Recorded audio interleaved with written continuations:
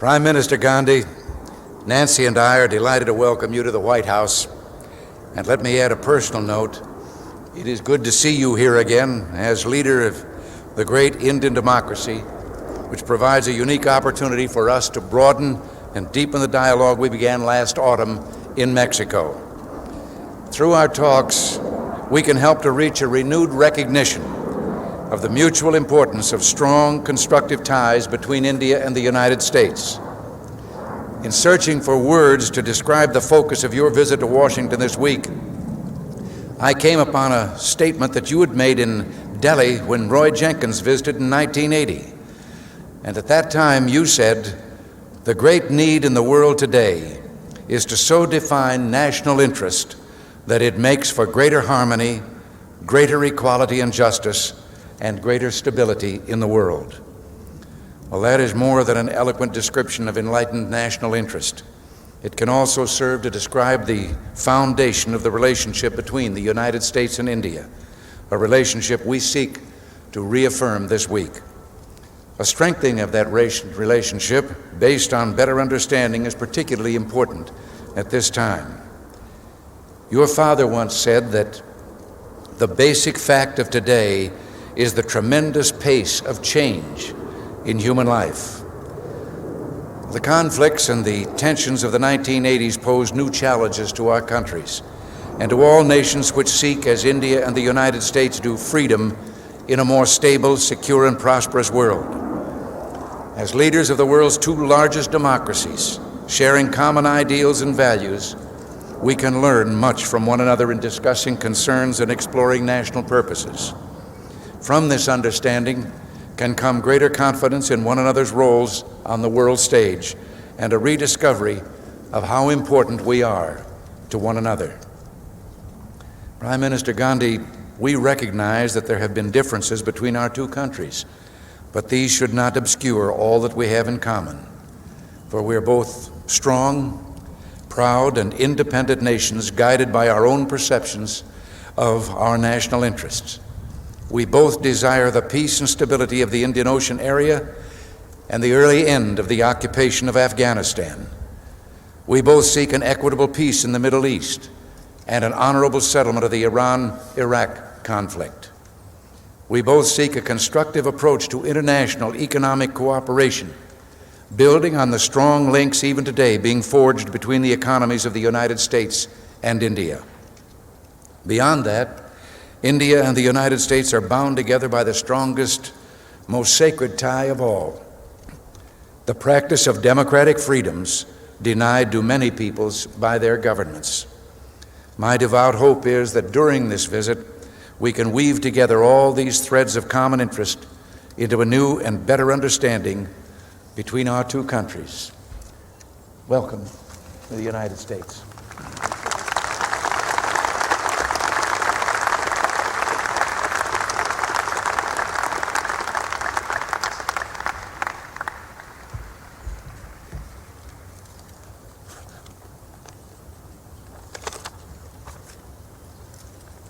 Mr. President and Mrs. Reagan, to me, every journey is an adventure, and I can say that this one is an adventure in search of understanding and friendship. It is difficult to imagine two nations more different than ours. As history goes, your country is a young one. Over the years, it has held unparalleled attraction for the adventurous and daring, for the talented as well as for the persecuted. It has stood for opportunity and freedom. The endeavors of the early pioneers, the struggle for human values, the coming together of different races have enabled it to retain its elan and dynamism of youth. With leadership and high ideals, it has grown into a great power. Today, its role in world affairs is unmatched. Every word and action of the President is watched and weighed and has global repercussions. India is an ancient country, and history weighs heavily on us. The character of its people is formed by the palimpsest of its varied experiences. The circumstances of its present development are shadowed by its years of colonialism and exploitation.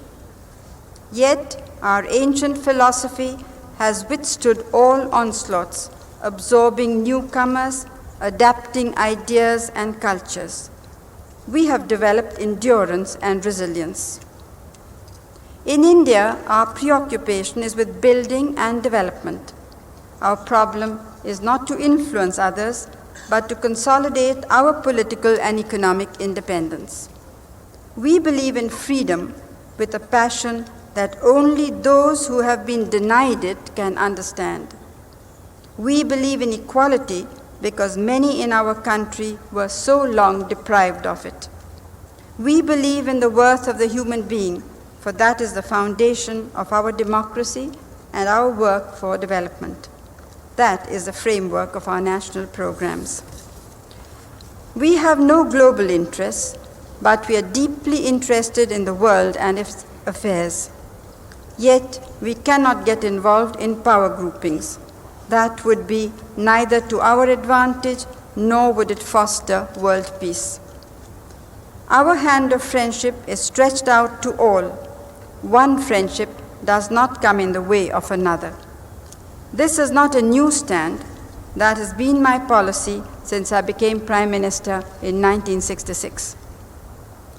No two countries can have the same angle of vision, but each can try to appreciate the points of view of the others. Our effort should be to find a common area, howsoever small, on which to build and to enhance cooperation. I take this opportunity to say how much we in India value the help we have received from the United States in our stupendous tasks. I look forward to my talks with you, Mr. President, and getting to know the charming Mrs. Reagan. I thank you, Mr. President, for your kind invitation, for your welcome and your gracious words. I bring to you, to the First Lady, and to the great American people, the sincere greetings and good wishes of the government and people of India.